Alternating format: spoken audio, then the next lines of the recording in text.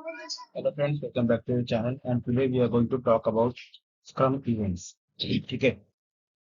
मैं वापस से आप लोग एक बार फिर से रिमाइंड कर देना चाहता हूँ कि every event, scrum, sprint, everything is based on certain fundamental thing. First thing is transparency, second is inspection, third is adaptation. Okay, we have to keep that in mind, and we have certain values on top of these pillars: commitment, focus, openness, respect, and courage. Okay, so by keeping this point in mind, let's move forward. So बात करते हैं sprint क्या होता है, what is sprint. तो यहाँ पे मैंने हुसैन बोल्ट का आपको एग्जांपल दिया हुआ है, and I think this is apt to explain you what is a sprint in context of agile.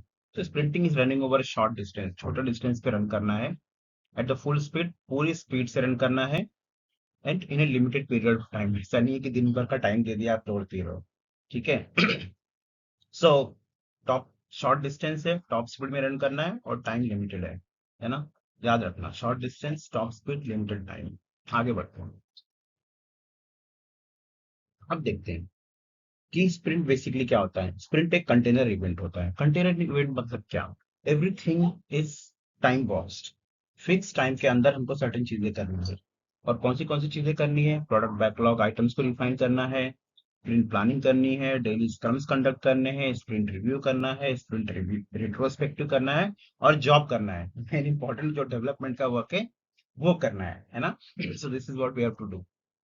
Then the sprint is a formal opportunity to inspect and adapt. ठीक है, जो sprint में ये सारे जो हमारे इवेंट्स हो रहे हैं, ठीक है, चाहे वो पीबीआई रिफाइनमेंट हो या स्प्रिंट प्लानिंग हो या डेली वगैरह वगैरह, ये सारे जो इवेंट्स हैं ना फ्रेंड्स, ये सारे के सारे फॉर्मल इवेंट होता है।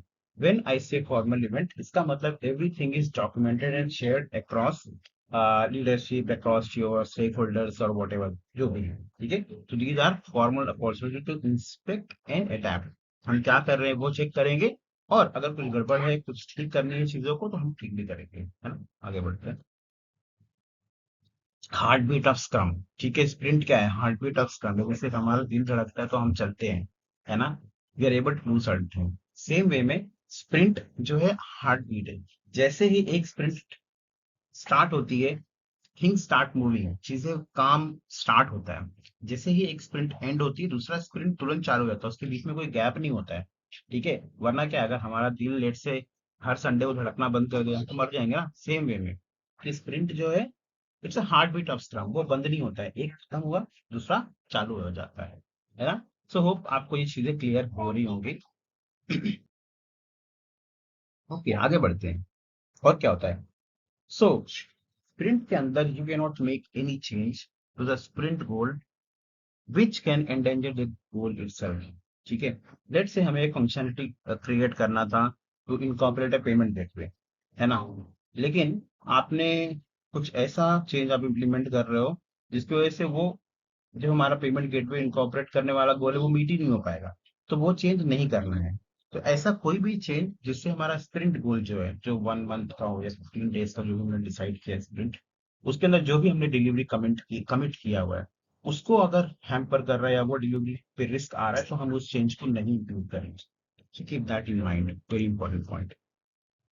ड्यूरिंग द स्प्रिंट आपको फास्ट काम करना है। पहले स्लाइड में मैंने दिखाया था हुसैन बोल्ट को, is running with top speed. लेकिन टॉप स्पीड में रन करने के बावजूद क्वालिटी से कॉम्प्रोमाइज नहीं करना है। ऐसा नहीं कि अपनी लेन छोड़ के दूसरे की लेन में भाग जा रहा है Usain Bolt. You will not do that, right? That's the quality. So same way में हमें अपनी क्वालिटी से कोई कॉम्प्रोमाइज नहीं करना है when we are running at the top speed. Okay. Backlog is refined. Of course daily basis पे आपकी जो भी लर्निंग होती है, बेस्ड ऑन दैट, वो लर्निंग आप प्रोडक्ट ओनर से शेयर करते हो, और बेस्ड ऑन दैट इंफॉर्मेशन जो प्रोडक्ट ओनर है वो अपने बैकलॉग को रिफाइन करता है डेली बेसिस पे। कुछ आइटम्स जो हाई प्रायोरिटी उसको लगते हैं अभी, या हाई प्रायोरिटी हो गया, उसको ऊपर लेके आता है। कुछ आइटम जो उसको लगता है लो प्रायोरिटी हो गया, उसको नीचे लेके आता है ना। तो that is his job, he does that job based on the input provided by scrum team. Okay, आगे बढ़ते हैं। स्कोप में भी क्लैरिफाइड। हाँ यार, कुछ हमने स्प्रिंट डिसाइड किया था, स्प्रिंट गोल आइडेंटिफाई किया था, और उसमें काफी सारे टिकट्स थे। आज जब मैं टिकट पे वर्क करना स्टार्ट किया तो मुझे लग रहा है यार कोई चीज समझ में नहीं आ रही है। तो क्या करूं? जो खुद से समझा वो कर लूं? नहीं। अगर आपको लाइफ में कभी भी कोई चीज समझ में ना आए, तो आप खुद से अज्यूम मत कीजिए। आप सबसे पहले आपको ये काम करना है, you have to seek clarification. यहाँ पे product owner is the mass men guy, go to the product owner, उससे बात करोगे यार जो चीज में लिखा हुआ है, जो फंक्शनलिटी लिखा हुआ है, मुझे समझ में नहीं आ रहा है, ठीक है बताओ मुझे व्हाट इज इट एग्जैक्टली, है ना, then he will tell you, बराबर। So scope may be clarified, excuse me. दूसरी बात ये है कि स्कोप में भी नेगोशिएटेड, आपको लगता है नहीं जो आपने यहाँ पे स्कोप दिया हुआ है ये स्कोप टोटल हम कंप्लीट नहीं कर पाएंगे, इसमें से हमको इसको थोड़ा सा कुछ चीजें माइनस करनी चाहिए, feel free to do that, है ना, वो होता है स्क्रिप्ट के अंदर, हम वो काम कर सकते हैं, री नेगोशिएट कर सकते हैं, तो चीजें मैनेज करवा सकते हैं। आपको लगता है कि नहीं यार ये तो हमको, हमने जो भी चीजें उठाई थी स्प्रिंट गोल के अंदर उस उससे ज्यादा हम कंप्लीट कर सकते हैं, तो आप नई चीजें भी ऐड करवा सकते हो, है ना, तो जो स्कोप है आपका बढ़ भी सकता है, थोड़ा बहुत कम भी हो सकता है, क्लैरिफाइड हो सकता है, नेगोशिएट हो सकता है, ओके। और क्या होता है, हाँ, अगर आपका स्प्रिंट गोल ऐसा आपने कुछ चेंज किया या ऐसी कुछ सिचुएशन आ गई कि आपका स्प्रिंट गोल ही इनवैलिड हो गया, तो यू कैंसिल द स्प्रिंट, है ना।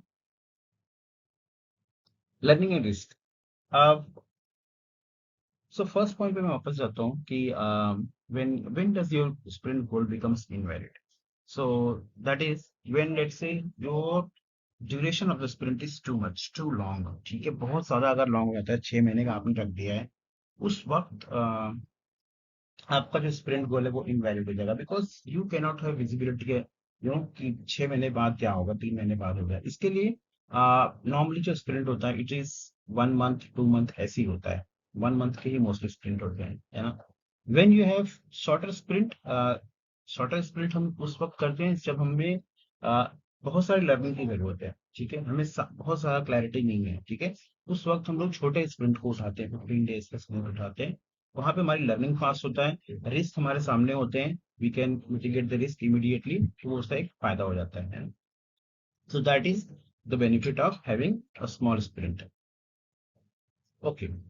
हाँ, हम स्प्रिंट को कैंसिल भी कर सकते हैं, स्प्रिंट को कैंसिल कब कर सकते हो, जब आपका स्प्रिंट गोल इनवैलिड हो जाए, ठीक है, ड्यू टू एनी रीजन, उस वक्त जो प्रोडक्ट ओनर है he has the authority to cancel the sprint, और कोई नहीं कर सकता, तो सारी चीजें हमें हमारे प्रोडक्ट गोल की तरफ लेके जाती है, आगे बढ़ते हैं, ठीक है। स्प्रिंट के अंदर हम जो भी काम कर रहे हैं उसको हम लोग फोरकास्ट करते हैं, फोरकास्टिंग करने के लिए हम लोग काफी सारे मेथड्स यूज करते हैं, यहाँ पे स्प्रिंट बर्न डाउन चार्ट आपको दिखा हुआ है, सो जो हमने वर्ब डिफाइन करके रखा था, जो स्ट्रेट लाइन दिख रहा है दैट इज अ प्लान, और जो आपको जिगजैग लाइन दिख रही है वो हमारा एक्चुअल है, ठीक है, एक्चुअल और प्लान का जो डिफरेंस है वही हमें बताता है कि हम लोग ऑन ट्रैक है या ऑफ ट्रैक है, बराबर।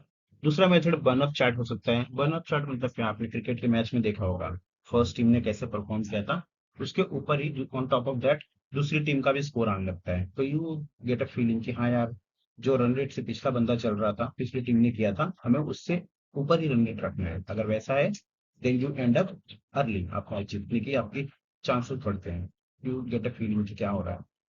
दूसरा है last one is cumulative flow diagram, इसमें क्या होता है कि बेसिकली जो भी एजाइल में वर्क होता है, स्क्रम में वर्क होता है, यहाँ पे सारे टिकट्स होते हैं, ठीक है, और एक टिकट क्या होता है, फंक्शनलिटी होती है, तो हमें पता चलता है कि हमारे टिकट्स कितने बैकलॉग में टिकट आइटम्स हैं, कितने टिकट हमारे इन प्रोग्रेस है, कितने टिकट्स कंप्लीट हो चुके हैं, कितने टिकट्स के ऊपर डिफेक्ट आया हुआ है, ठीक है, या कितने में हमें कुछ और वर्क करने की जरूरत है, वगैरह वगैरह। तो ये जो चार्ट होता है क्यूमुलेटिव फ्लो डायग्राम, ये सारी चीजों को, जितनी भी चीजें हैं सबको साथ में दिखाता है कि सबका स्टेटस क्या है, ओवरऑल स्टेटस क्या है, ठीक है, तो इस तरीके से हम लोग फोरकास्टिंग मेथड भी यूज करते हैं, ओके, देन या that was all for today, have a nice day, bye.